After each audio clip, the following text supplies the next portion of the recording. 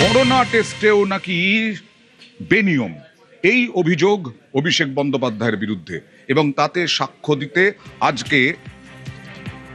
দিতে রাজ্য মেডিকেল কাউন্সিলে অভিজিৎ দাস। 2022-এ ডায়মন্ড হারবারে ডক্টর অন হুইলস কর্মসূচি হয়েছিল।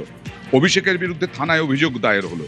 দক্ষিণ 24 পরগনার বিষ্ণুপুর থানায় অভিযোগ দায়ের করলেন বিজেপি নেতা অভিজিৎ দাস।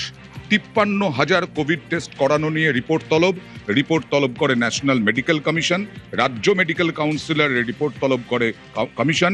রাজ্য মেডিকেল কাউন্সিলে সাক্ষ্য অভিযোগকারীর।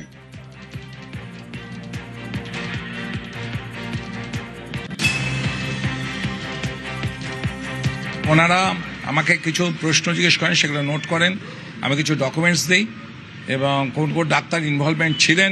ডাক্তারদের মধ্যে দু ধরনের ডাক্তাররা ছিলেন যারা উইলফুললি এতে ইনভলভ হয়েছিলেন। তাদেরকে বেশি জোর দেওয়া হয়েছে যে তাদেরকে কোয়ারিজ করার জন্য। পিসি অ্যান্ড পিএনডিটি অ্যাক্টকে ভায়োলেট করে ওখানটা পোর্টেবল ইউএসজি মেশিন ইউজ করা হয়েছে। তাদের সব নাম এবং তথ্য ছবি সমেত আমি সমস্ত ডকুমেন্টস জমা দিয়ে গেছি।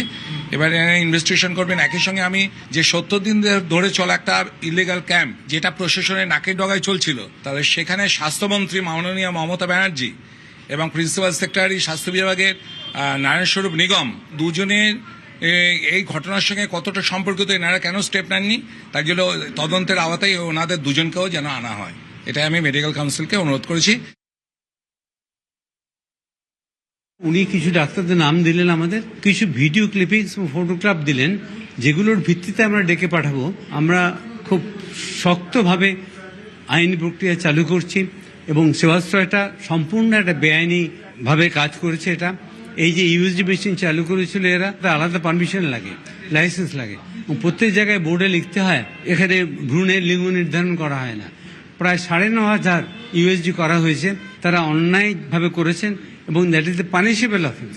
তাদের রেজিস্ট্রেশন ক্যান্সেলেশন শুধু নয়, বিচারগত প্রক্রিয়াতে অ্যারেস্টও করা হতে পারে এবং জেলও হতে পারে। এমন যে সিএমএ দুজন ছিলেন তাদেরকে আমরা ডেকে পাঠাবো। তারা ওখান থেকে কি করে পারমিশন দিলেন। ওইখানে যে মেডিকেল কলেজ রয়েছে, ওখানে সেই মেডিকেল কলেজের অনেক ডাক্তার ওখানে কাজ করেছিলেন এবং অনেক যন্ত্রপাতি ওখানে আনা হয়েছিল।